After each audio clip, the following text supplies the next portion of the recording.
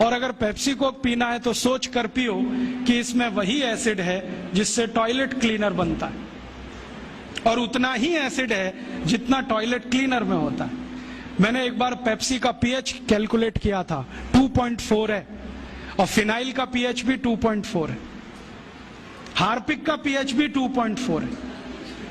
تو ایک دن میں نے سوچا ہارپک سے ٹوائلٹ صاف ہوتا ہے تو پیپسی سے بھی ہونا چاہیے، میں نے کیا اور ایک دم جھکا جھک سفید سے۔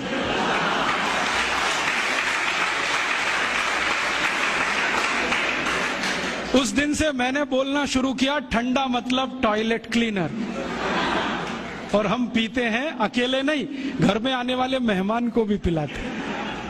ہاں، ایک طرف کہتے ہیں اتیتھی دیوتا ہوتا ہے، دیوتاؤں کو اس ہنڈا صاف کرنے کا پانی پلاتے ہیں۔ یہ پینے کی چیز نہیں ہے۔ اور اب تو آپ کو معلوم ہے نا پیپسی کوک میں زہر بھی ہے، DDT، benzene exa chloride, chloro پائری فوس، یہ سب پیسٹی سائیڈز۔ اور جو ویگیانک اس پہ ریسرچ کرتے ہیں نا، وہ کہتے ہیں کہ 7 سال پیپسی پیو تو انتڑیوں میں کینسر ہو جائے گا، 5 سال پیو تو نپنسکتا آ جائے گی۔ ویگیانک تو بولتے ہیں کہ 1 انجیکشن پیپسی بلڈ میں لگاؤ تو ہردے گھات کی سمبھاونا پیدا ہو جائے۔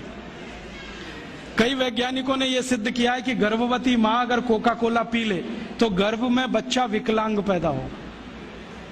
آنکھ میں پیپسی کوک ڈال دیا تو آنکھوں کی روشنی چلی جائے، دانت ڈال دیا تو دانت غائب ہو جائے۔ ابھی یہ کوئی پینے کی چیز؟